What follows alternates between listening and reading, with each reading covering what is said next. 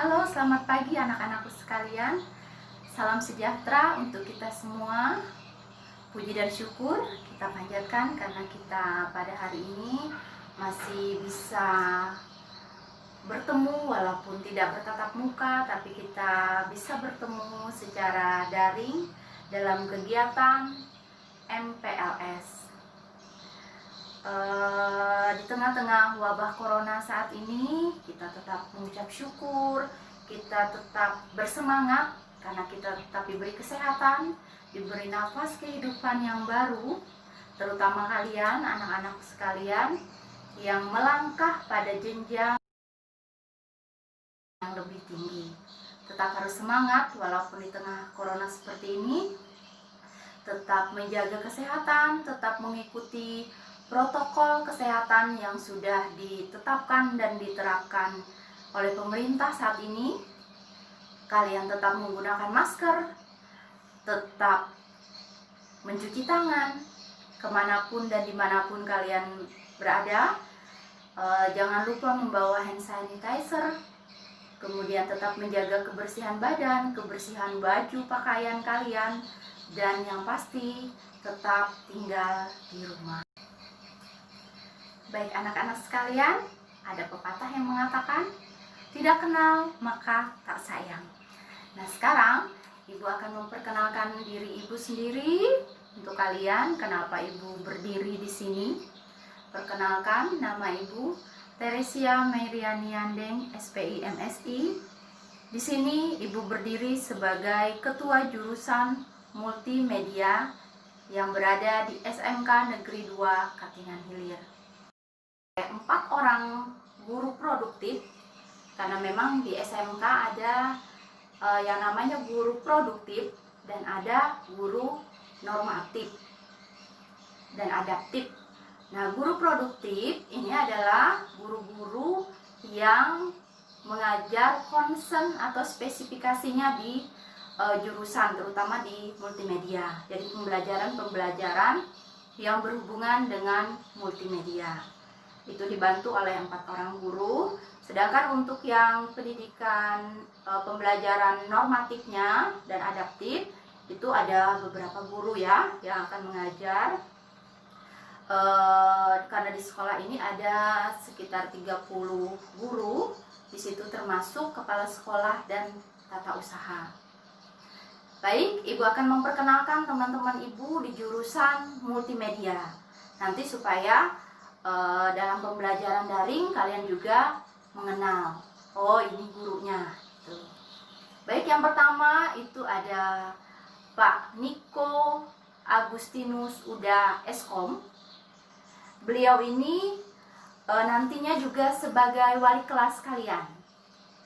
Nah, sebagai wali kelas, Pak Niko nanti akan mengajar sistem jaringan, kemudian SIMDIK, pemrograman dasar, dan juga komputer dan jaringan dasar. Nah, itu beliau akan mengajar di kelas kalian nanti. Kemudian yang kedua ada Ibu Heta Yanuesi SPD. Nah, ibu yang satu ini yang sangat cantik ini, dia akan mengajar juga di kelas kalian pada mata pelajaran dasar desain grafis. Nah, dasar desain grafis. Selain itu, Bu Heta juga mengajar di kelas 12, khususnya mengajar media interaktif dan juga produk kreatif atau PKK ya. Itu Bu Heta. Kemudian Ibu juga dibantu oleh Ibu Anita Verlina SPD. Nah, Ibu Anita ini mengajarnya di kelas 11, khusus mengajar desain grafis percetakan, animasi 2 dimensi dan 3 dimensi.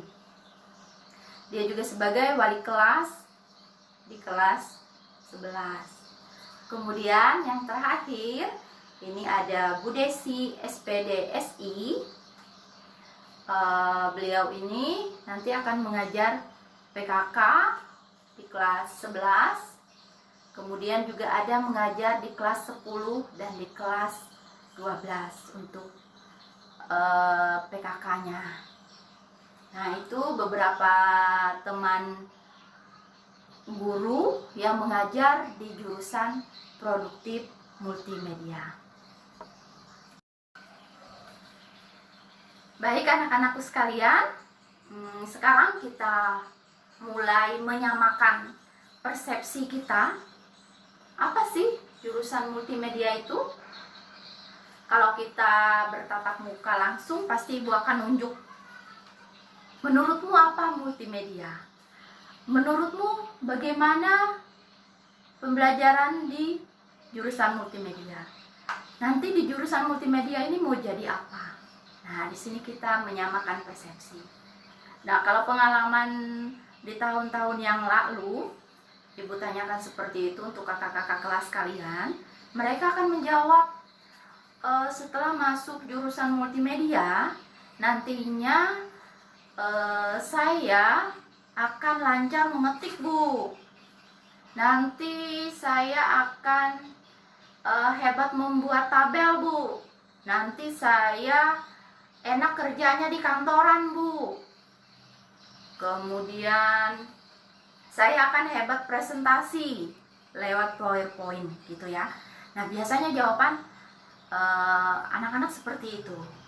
Nah, sekarang kita luruskan bersama-sama. Sebenarnya multimedia apa? Apa sesempit itu? Tentu saja jawabannya belum tepat. Bukan salah, tapi belum tepat kalau kita berasumsi kalau multimedia hanya kita nanti akan hebat mengetik. Nah, sedangkan mengetik itu adalah ilmu dasar komputer yang anak SD, anak SMP itu sudah pasti bisa untuk mengetik menggunakan komputer atau laptop. Pasti sudah mahir. Nah, kalau di multimedia sendiri, dalam pembelajaran multimedia, kalau kita kaitkan ke ilmunya, nah multimedia itu merupakan gabungan dari dua kata, yaitu multi dan media. Nah, apa itu multimedia?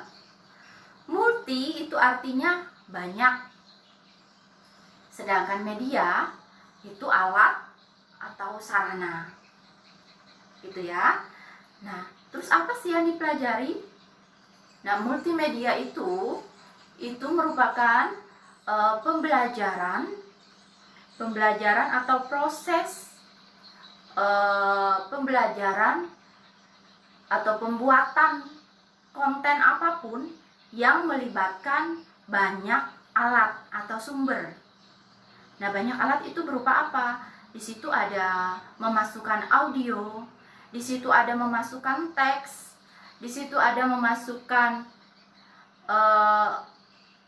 audio, video, kemudian memasukkan animasi yang dirangkum menjadi satu hingga bisa divisualisasikan dan kita bisa melihat dan mendengar. Nah, contohnya yang paling dekat dengan kita ya televisi itu audio visual gitu ya. Nah, kita bisa membuat konten-konten yang bisa kita tonton. Nah, kita melihat sinetron. Nah, itu adalah hasil praktek multimedia. Kalian bisa lihat poster di jalan, atau waktu masuk kemarin ke SMK lihat baliho atau banner atau spanduk. Nah, itu juga hasil karya-karya dari multimedia. Nah, itu ya, multimedia sangat luas jangkauan ilmunya, tidak hanya sekedar untuk bisa menulis, mengetik, membuat tabel, membuat grafik dan sebagainya, tetapi ruang lingkupnya akan luas. Dan yang utama di multimedia itu adalah kreativitas. Kreativitas ya. Kenapa kreativitas?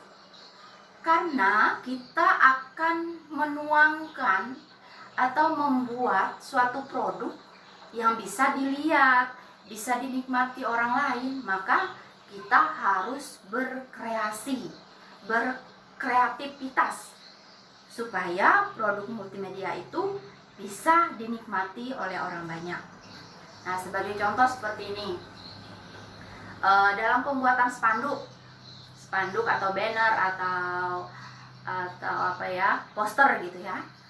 Nah, dalam pembuatan poster atau spanduk supaya dia menjadi menarik, itu kita harus menentukan gambar apa yang cocok dimasukkan, kemudian tulisan yang cocok dimasukkan seperti apa, jenis tulisan yang bisa masuk ke situ seperti apa, warna ini spanduknya warna apa supaya lebih menarik. Jadi begitu orang melirik gitu, nah orang sudah langsung mau membaca spanduk itu. Ya, itu perlu kreativitas yang tinggi. Kemudian di bidang perfilman, misal kita menjadi seorang sutradara. Menjadi seorang sutradara dalam pembuatan film, kreativitas kita juga jalan. Dari bagaimana membuat alur ceritanya, bagaimana membuat lokasinya, penentuan artisnya, orang yang cantik, yang ganteng, pastinya akan lebih memikat mata pemirsa. Kemudian penentuan pengambilan gambarnya seperti apa supaya menarik. Nah, hal itu nanti akan banyak kita pelajari di multimedia ini. Kemudian kalian juga kalau di multimedia selain kreatif itu, kalian juga bisa menjadi seorang fotografer. Nah, fotografer. Jadi nanti kalian bisa buka usaha, membuka foto studio di kampungnya masing-masing. Jadi nggak usah jauh-jauh lagi ke Kasongan, ke kota, kalau hanya sekedar membuat foto, pas foto gitu ya, untuk kelengkapan berkas. Biasanya orang pakai pas foto. Nah, itu bisa kalian manfaatkan dari ilmu-ilmu dengan kalian masuk di jurusan multimedia. Karena kalian nanti akan diajarkan beberapa cara, kemudian mengedit gambar-gambar supaya menghasilkan hasil gambar yang lebih baik. Kalau orangnya hitam, kok bisa jadi putih? Yang mukanya jerawatan, kok bisa mulus? Nah, itu semua ada ilmunya. Nanti kalian akan pelajari di pembelajaran kalian di kelas-kelas 11 dan 12. Kemudian kalian juga berkreatif sebagai animator. Nah, animator itu orang-orang yang membuat film-film kartun. Nah, itu tangan-tangan orang multimedia semua. Bagaimana mereka menciptakan dari gambar menjadi gambar yang bergerak, menjadi animasi yang bergerak. Nah, itu juga akan kalian terima pembelajarannya di SMK ini. Baik anak-anak sekalian, di SMK itu punya semboyan. Nah, biasa seperti ini. Setiap pagi kakak-kakak kalian, kalau kita nggak dalam kondisi pandemi seperti ini, pasti kalian akan diajarkan yel-yel ya, yel-yel SMK. Nah, seperti ini. Nanti bisa kalian ikutin di rumah.